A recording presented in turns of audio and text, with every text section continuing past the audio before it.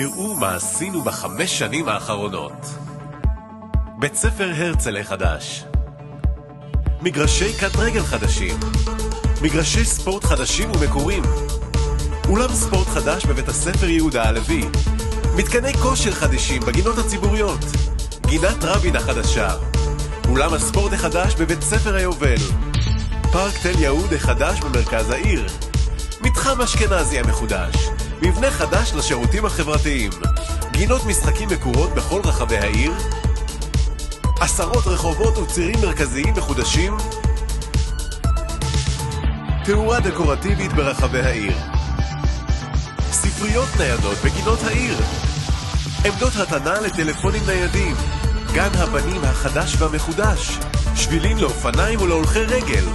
גן המאה ושלב א' של שביל יהוד, עמדות לניפוח ולתיקון אופניים, מערך תחבורה צעירה וירוקה, הופעות ופעילויות תרבות לאורך כל השנה, דפיברילטורים מצילי חיים ברחבי העיר, עמדות התנה לרכבים חשמליים, פחי אשפה חדשים לכל התושבים, תאורת לד חדשה,